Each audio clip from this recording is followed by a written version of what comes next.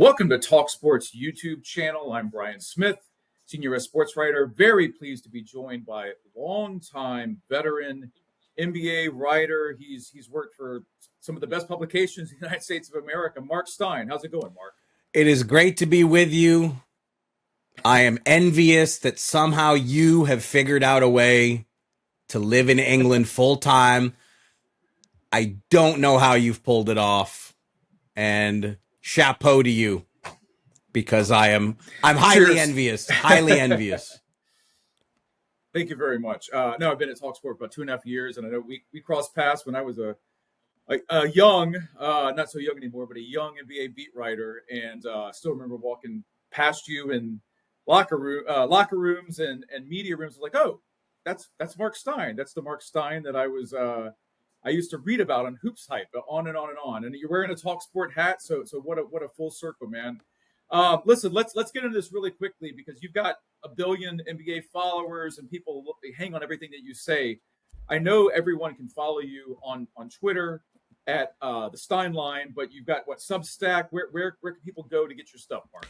Yeah, I self-publish the Stein Line on Substack and got NBA content there every day, and on a zillion podcasts. But look, you mentioned the talkSPORT hat. This is one of my new prize acquisitions. I got it on a recent trip to the office because I've been a long-time talkSPORT listener. So I think we're going to be doing this pretty frequently this season, and I'm looking forward to it, man. I'm looking forward to it.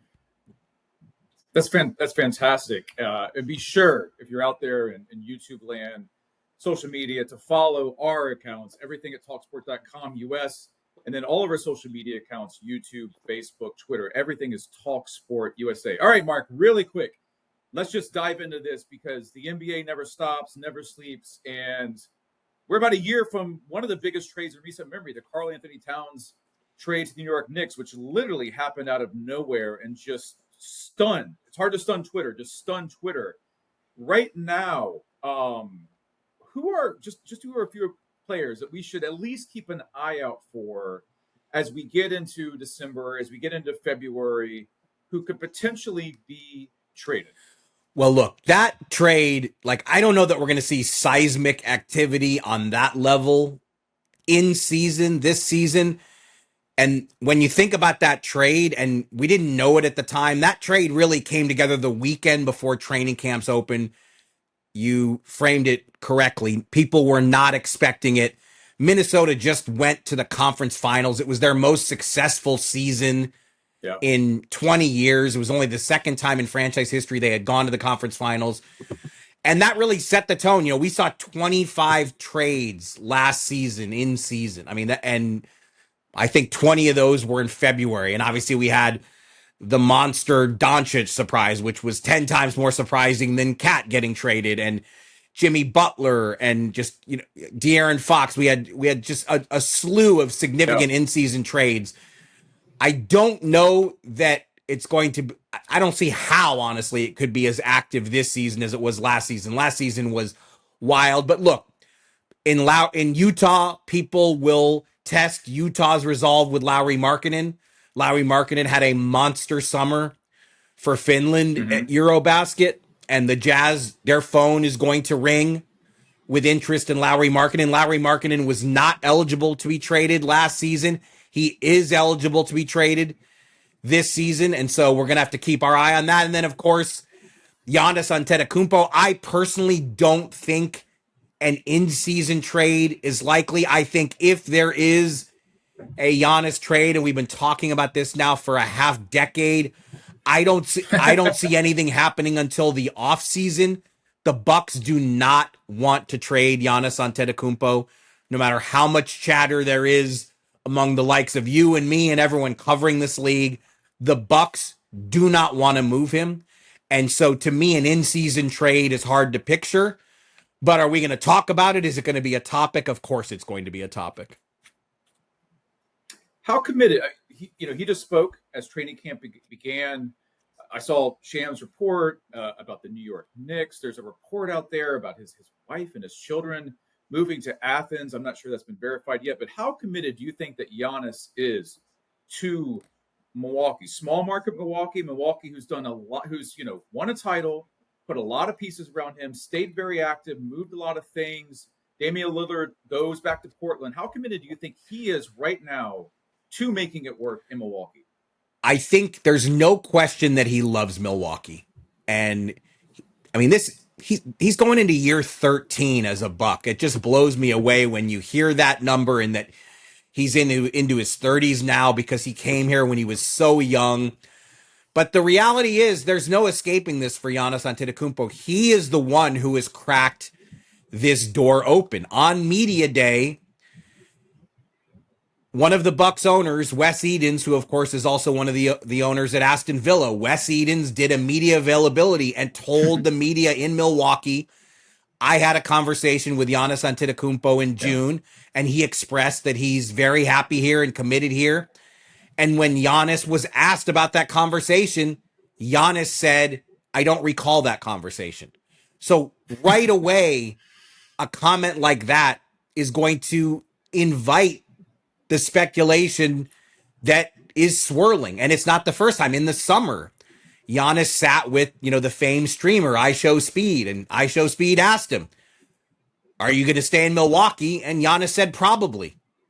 So when you hedge like that publicly and you compare that to what's happening in Denver, where on media day, Nikola Jokic says, my plan is to be Nuggets forever.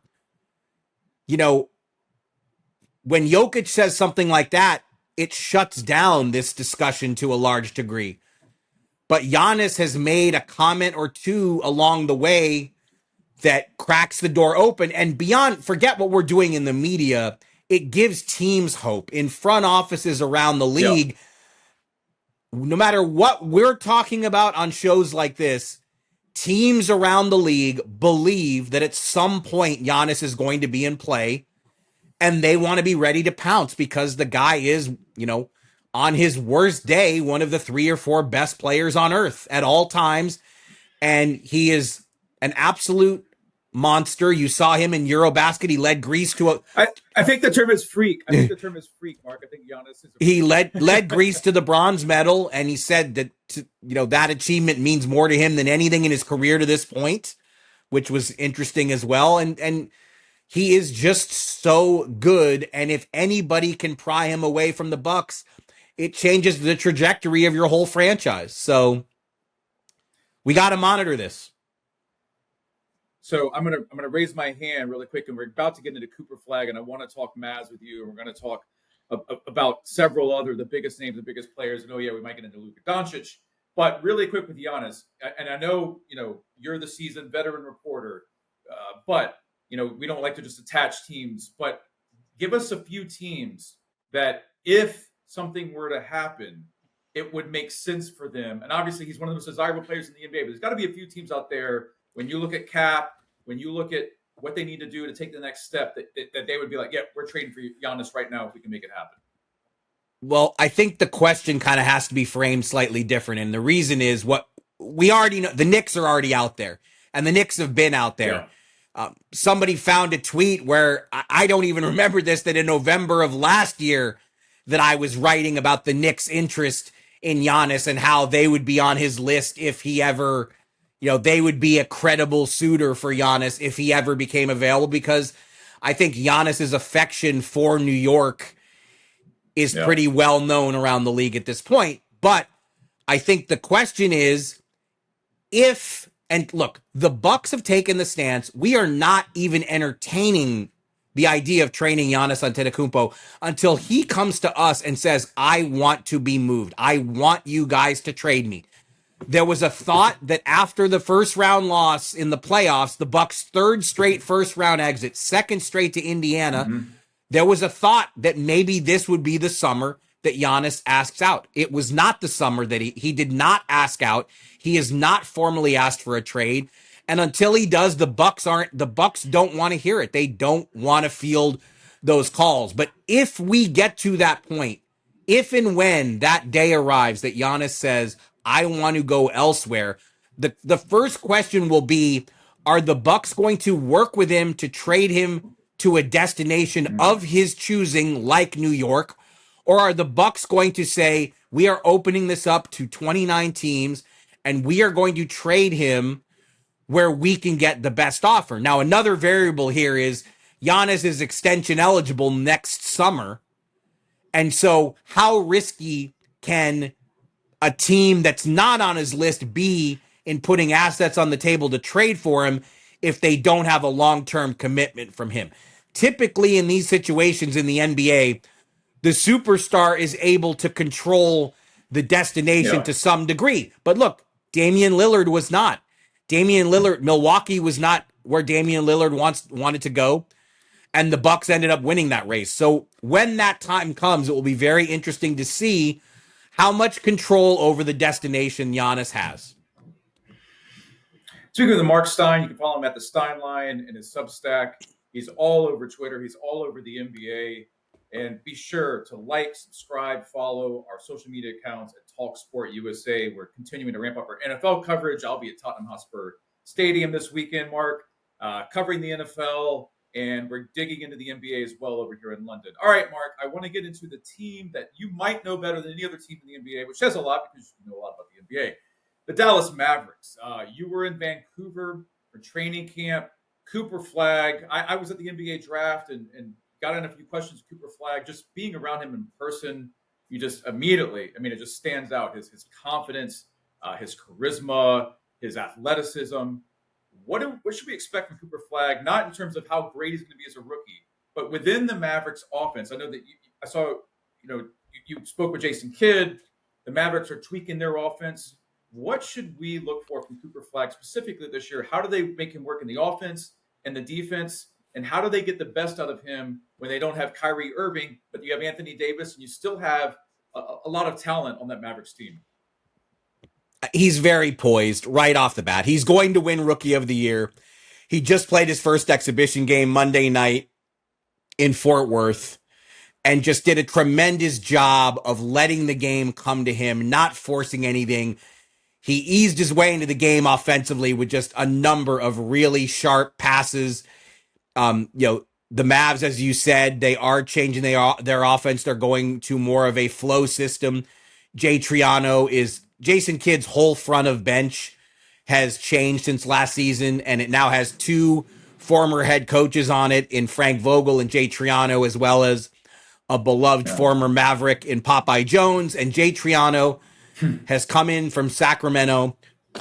He's installing excuse me. Jay is installing his flow offensive system, and the Mavs want the ball in Anthony Davis's hands. They want the ball in Cooper Flag's hands. They want to do it by committee, and they want to do it with a lot of movement and handoffs and cutting because they don't have traditional playmakers in the wake of trading away Luka Doncic. And they're probably not going to see Kyrie Irving realistically until the calendar flips to 2026. But the biggest thing with Flag is he's so good defensively already.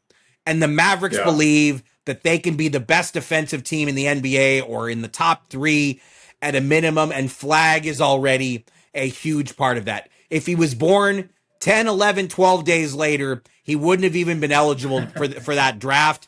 But he is the size, just when you see him, he is just huge for his age, for that position. Although when I said that to a Mavericks official right after the draft, I guess I'm looking at him as a 2-3 man, and I just said he's so big for his position, and their response was, well, what's his position? And that's because the Mavs want to be positionless. They don't want to lock themselves into traditional positions. And look, defensively, Flag is going to have some major responsibilities because he's going to have to guard smaller guys, dynamic wings. He's probably better suited to do that than anyone on the Mavs roster apart from PJ Washington. But he's going to have a huge role from the beginning. And just, again, you don't want to get too carried away with one exhibition game. Oklahoma City left almost all of its regulars at home. They brought, you wouldn't even call it their second team. So the Thunder, defending champions, they were in Fort Worth with, nothing what they're going to look like on opening night when they play host to Houston. But Cooper Flagg looked very poised, very impactful at the defensive end. And then to close the second quarter, he put a 10-point flurry together, made a couple off the dribble threes. And you can imagine in Dallas, after the devastation of the Luka trade that wounded, honestly, to me, it wounded a fan base unlike any transaction I've ever seen in North American sports. I've never seen a fan reaction to a trade here like we saw to the Luka Doncic trade. So 3 months after that, to win the draft lottery, the Mavericks had a horrendous history in the lottery. They never moved up in the lottery before this one. They moved all the way up to number one and got the chance to draft Cooper Flagg. So there's a lot of excitement and anticipation for what Flagg's going to be able to do when he gets on the floor. It's great stuff from Marc Stein. Be sure and follow Marc at the Stein Line. Be sure to like, subscribe, follow everything we do at talkSPORT US at talkSPORT.com and our US accounts, social media accounts at talkSPORT US. All right, so we just got into Cooper Flagg. You mentioned Luka. When I'm reading preseason predictions, it's Jokic for MVP, SGA for MVP, or Luka Doncic for MVP. So I know we could go on forever about LeBron and retirement and the stupid advertisement. Let's get in really quick.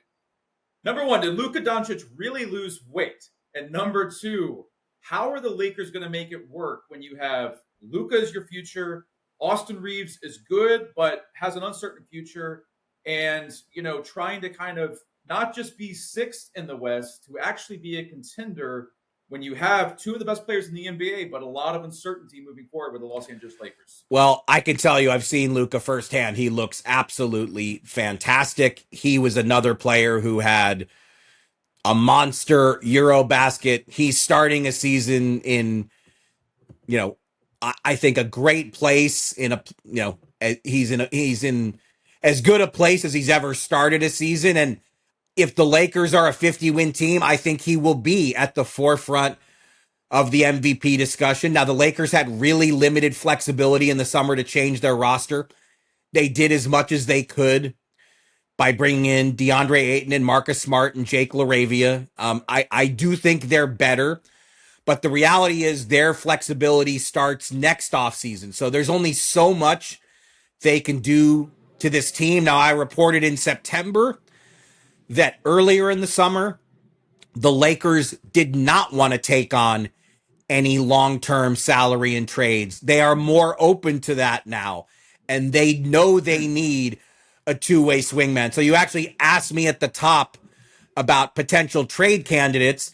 There certainly is some curiosity league-wide about Miami. Will the Heat, if the Heat struggle post Jimmy Butler, would the Heat move into cost-cutting mode, and would the Heat make Andrew Wiggins available? And I think if the Heat do reach that point, the Lakers will certainly try to make a trade run at Andrew Wiggins, because he's the kind of player they need a two-way wing. And, I think there's no question that they would be interested in Wiggins if, again, underline if, he becomes available. But look, the Lakers got Luka's signature on a long-term contract extension. So this summer was a massive win for them on that basis alone. They traded for Luka with no guarantee he would resign. He has resigned. He's there for the long term. They will be coming into flexibility this coming off season, the off season after that. And you have to be honest, the Lakers have never struggled to attract more talent when they have flexibility. So they've done the hardest part. They have the face of the franchise post LeBron. And,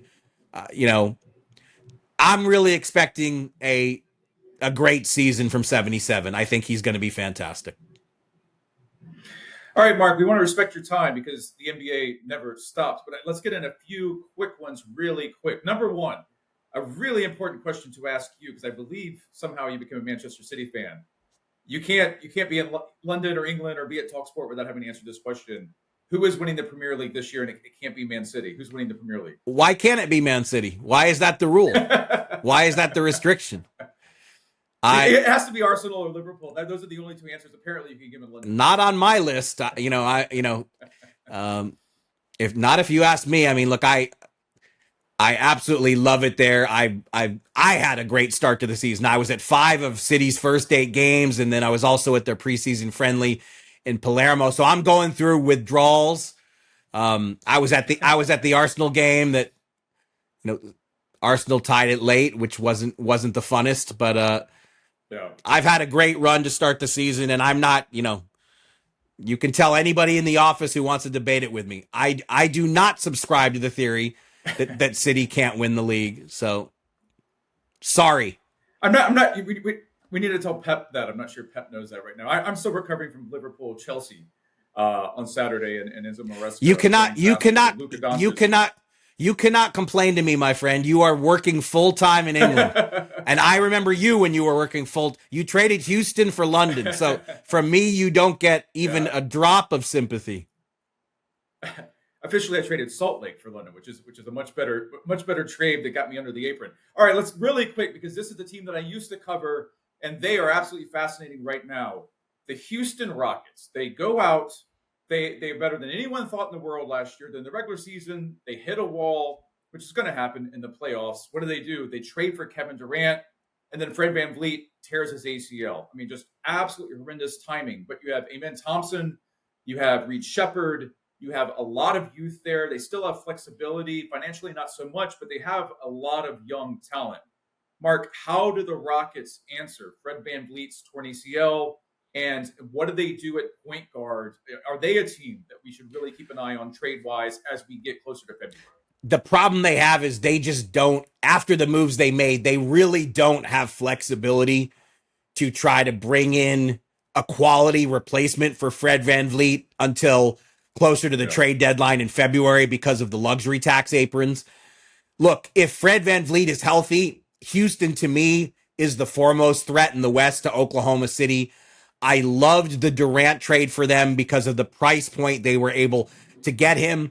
I thought the Rockets at full strength would be the number one challenger to the Thunder because Durant really answers what they didn't have. They just didn't have a bucket getter in the half court grind, a play finisher. They have so much length and youth and athleticism around Durant. Now, the Rockets believe that Amen Thompson and Reed Shepherd can soak up some of the playmaking that is lost now after losing Fred VanVleet to a knee tear, which is it's such a brutal thing because it happened at a team mini camp, and we see this frequently in the NBA where players on their own pick a location. They went to the Bahamas to do. It's a bonding thing. It's like a training camp before training camp.